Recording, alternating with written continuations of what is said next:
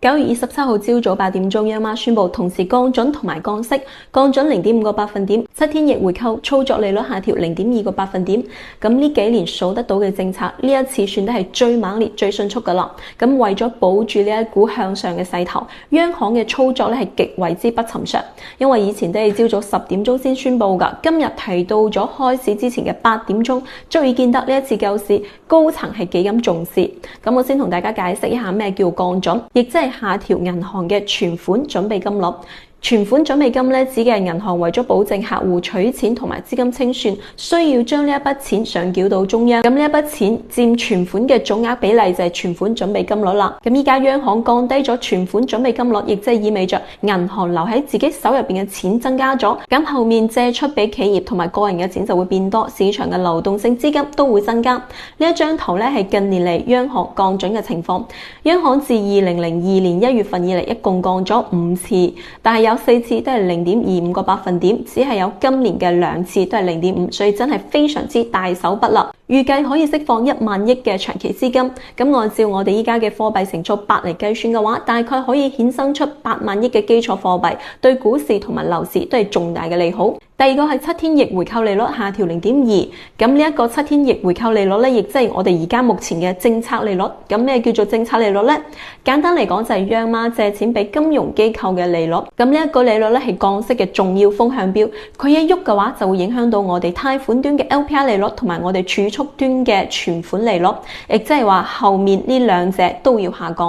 而呢一次嘅政策利率下降咧係近4年嚟嘅幅度最大嘅一次，算係非常之罕見嘅操作啦。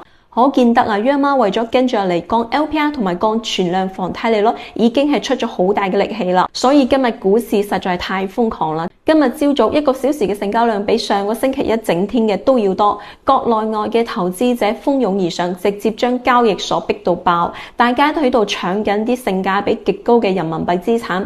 而家就連美國最賺錢嘅對沖基金大佬 David Tepper 都放低說話啦，話要睇向中國，要買下中國嘅一切 everything。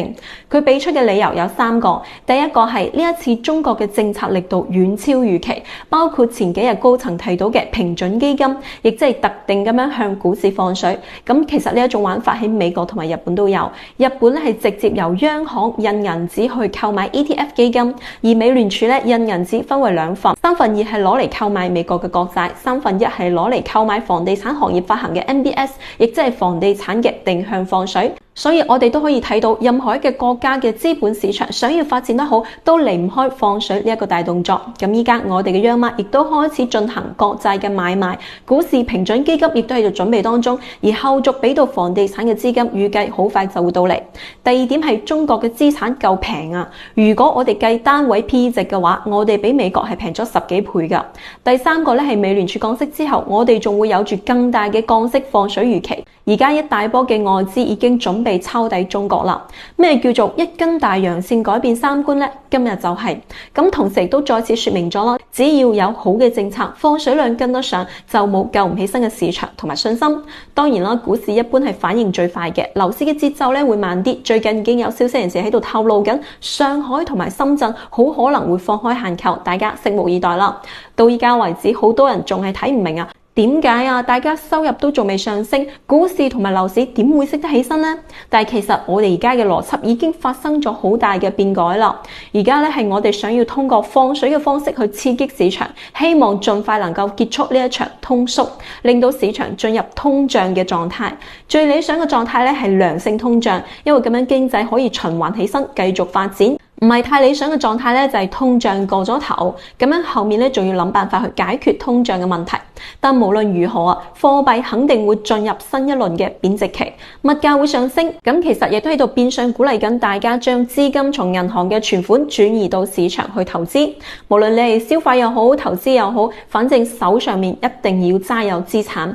咁呢一個其實都係一個陽謀。你明明知道，但係你改變唔到，你唯有順勢而為。咁以我哋國家一貫嘅執行力，我覺得實現嘅可能性都仲係幾高下噶。包括國外而家一啲頂級嘅投行都係咁睇。